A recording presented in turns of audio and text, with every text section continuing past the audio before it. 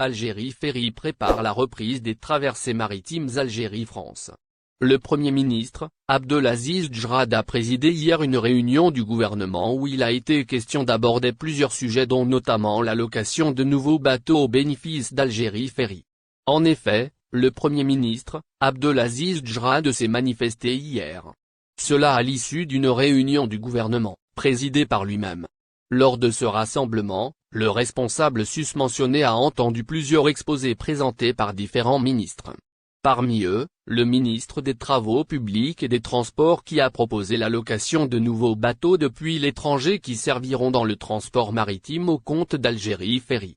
Effectivement, c'est ce dont a été question pendant cette réunion du gouvernement. Dans le détail, Kamel Nazri qui n'est autre que le ministre des Transports s'est exprimé à propos d'un décret exécutif en particulier. Celui-ci est notamment relatif aux modalités d'ouverture des comptes d'escale et comptes courants d'escale. Le dit décret exécutif fixe également le fonctionnement et le contrôle de ces modalités, ainsi que les conditions d'affrètement des navires étrangers. C'est en tout cas ce qu'a été mentionné sur le site du Premier ministre. En outre, ce projet de décret exécutif vise principalement à remplacer le dispositif actuel qui date de 2014, donc de pratiquement 7 ans.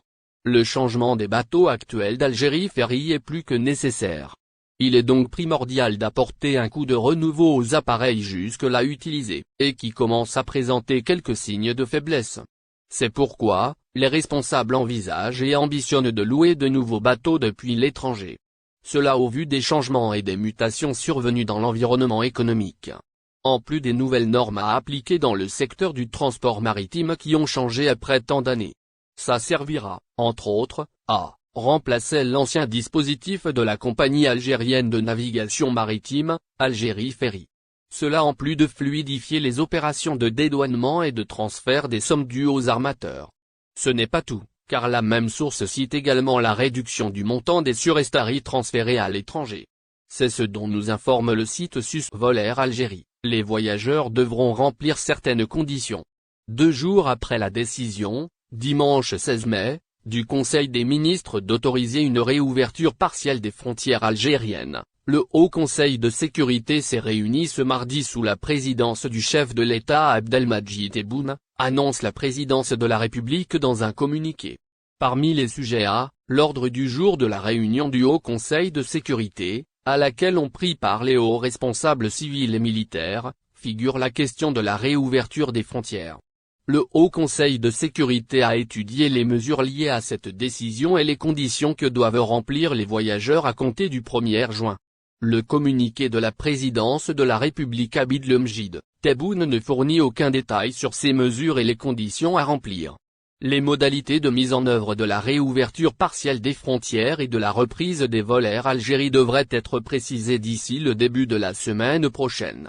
Par ailleurs, le Haut Conseil de sécurité a décidé de maintenir les frontières terrestres fermées jusqu'à nouvel ordre, sauf en cas de nécessité, précise le communiqué de la présidence de la République Abdelmadjid Tebboune. Dans ce cas, un décret exécutif précisera les modalités d'ouverture, ajoute la même Susvolair Algérie. Il faudra s'armer de patience à l'aéroport. Les vols internationaux de la compagnie Air Algérie vont reprendre le 1er juin prochain. La reprise va concerner, dans un premier temps, 3 aéroports algériens Alger, Oran et Constantine à raison de 5 vols par jour, selon le communiqué du Conseil des ministres. Pour l'heure, on ignore les aéroports de provenance des vols. Le programme est en cours de finalisation, en coordination avec le comité scientifique qui aura son mot à dire concernant les pays d'où partiront les vols et le protocole sanitaire qui sera appliqué à chaque pays.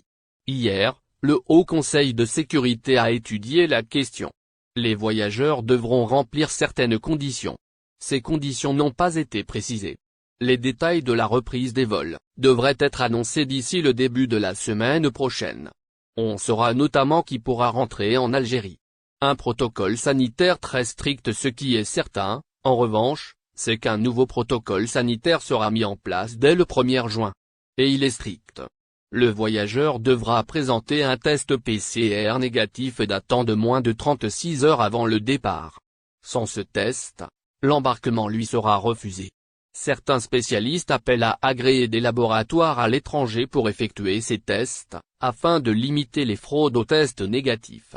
Une fois arrivé en Algérie, le voyageur subira un nouveau test antigénique à l'aéroport. Un contrôle sanitaire qui viendra s'ajouter aux autres contrôles prévus à l'aéroport, la police de l'air et des frontières et les douanes. Ces derniers vont vérifier l'identité du passager, ses documents de voyage, autorisations de sortie et d'entrée éventuellement, si elles sont maintenues, son test PCR négatif. Le temps d'attente au guichet de la PAF va s'allonger. En temps normal, avant la crise sanitaire, les aéroports algériens n'avaient pas la réputation d'être les plus fluides au monde. Bien au contraire, le temps d'attente au guichet de la PAF sont souvent très longs pour vérifier uniquement les passeports. Avec les nouveaux documents à vérifier, les temps d'attente vont clairement s'allonger. Là, c'est une nouvelle procédure qui commence, remplir une fiche de renseignement, effectuer le test et attendre le résultat. Le passager ne pourra pas quitter l'aéroport avant l'obtention du résultat car de ce dernier dépendra la suite. S'il est négatif, le voyageur pourra sortir. Si le résultat est positif, il sera placé en Air Algérie. Le prix des billets doit être à la portée de tous, clame Amira Slim. L'ex-députée à l'Assemblée populaire nationale, représentante des Algériens établis ailleurs en Afrique du Nord, Amira Slim évoque le prix des billets d'avion d'Air Algérie qui devrait, selon elle, être accessible à tout le monde. En effet, Amira Slim, l'ancienne députée de l'immigration a interpellé les autorités compétentes, hier mardi, sur sa page Facebook, au sujet des prix des billets et du programme de la flotte d'Air Algérie qui devrait reprendre ses vols en début de mois de juin prochain. Elle alors évoque la nécessité que les prix affichés soient à la portée de tous. Visa Algérie a repéré la publication qu'on reprend ici ce 19 mai 2021. Dans un premier temps, l'ancienne représentante de la communauté algérienne en Afrique, attire l'attention du gouvernement sur les prix qui seront pratiqués par la compagnie aérienne nationale. Le prix du billet devrait être encadré. C'est donc pour qu'il soit abordable pour tous ceux qui souhaiteraient rejoindre leur pays. Elle souligne, en outre, l'importance de bien planifier le programme entre les différentes régions du monde, c'est-à-dire à part égale. À peine la nouvelle de la réouverture des frontières aériennes tombée, des publications commençaient à défiler sur le fil d'actualité des internautes. Elle traite des prix des billets d'avion, dont la somme serait, dit-on, exorbitante. N'oubliez pas abonnez-vous à notre chaîne Olive News et activez les notifications pour recevoir nos publications en temps réel.